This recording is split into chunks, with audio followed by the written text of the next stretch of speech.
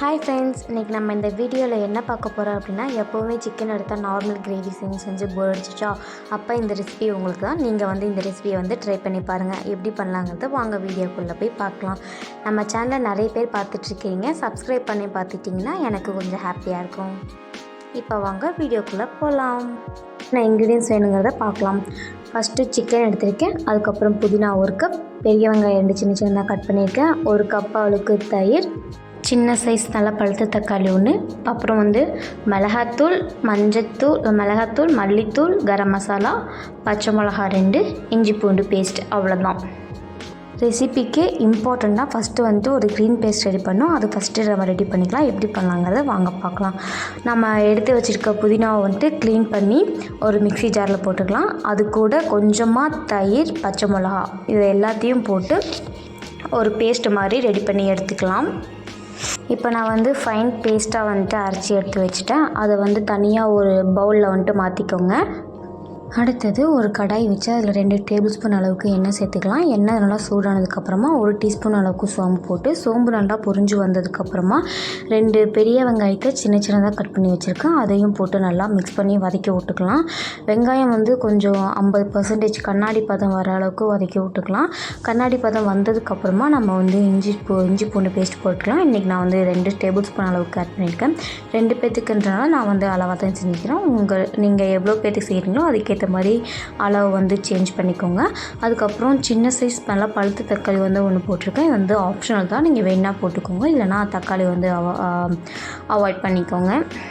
தக்காளி வெங்காயம் எல்லாம் நல்லா குலைவாக வெந்து வரணும். அதுக்கு ஒரு 10 நிமிஷம் ஆகும். அது கூட 10 நிமிஷம் வரைக்கும் வேக வச்சு எடுத்துக்கோங்க. அதுக்கப்புறம் இன்றைக்கி நான் 1/4 கிலோ அளவுக்கு சிக்கன் எடுத்திருக்கேன். நல்லா கழுவி மஞ்சத்தூள் போட்டு கழுவி எடுத்து வச்சுருக்கேன். சிக்கன் போட்டு ஒரு தடவை நல்லா மிக்ஸ் பண்ணி விட்டதுக்கப்புறமா நம்ம அரைச்சி வச்சுருக்க புதினா பேஸ்ட் அதை இது கூட போட்டு ஒரு தடவை நல்லா மிக்ஸ் பண்ணி விட்டுக்கோங்க. பேஸ்ட்டு சிக்கன் எல்லாமே நல்லா மிக்ஸ் ஆகிற அளவுக்கு ஊற்றிக்கோங்க. நான் அந்த பவுலில் கொஞ்சம் தண்ணி மிக்ஸ் பண்ணி அந்த தண்ணியும் இது கூட கொஞ்சமாக ஆட் பண்ணிக்கிறேன். இந்த மாதிரி நல்லா ஒரு 2 நிமிஷம் மிக்ஸ் பண்ணி விட்டுக்கோங்க. அதுக்கப்புறம் நம்ம எடுத்து வச்சுருக்க மசாலாஸ் இது கூட போட்டு அதையும் போட்டு நல்லா மிக்ஸ் பண்ணி விட்டுக்கோங்க. இந்த ஸ்டேஜில் தேவையான அளவு உப்பு போட்டு நல்லா மிக்ஸ் பண்ணி விட்டுட்டு ஒரு மூடி போட்டு ஒரு 5லேருந்து 10 நிமிஷம் அப்படியே லோ ஃப்ளேம்லேயே மூடி வச்சுங்க.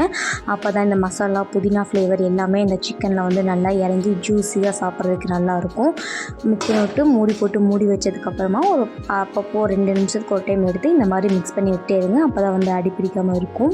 5 நிமிஷத்துக்கு அப்புறமா ஓப்பன் பண்ணிவிட்டு நம்மளுக்கு தேவையான அளவுக்கு தண்ணி, நான் இன்றைக்கி ஒரு 2லேருந்து 2 டம்ளர் அளவுக்கு தண்ணி சேர்த்துருக்கேன். 1/4 கிலோ சிக்கன் எடுத்துருக்கேன், அதனால அவ்வளோ தண்ணி.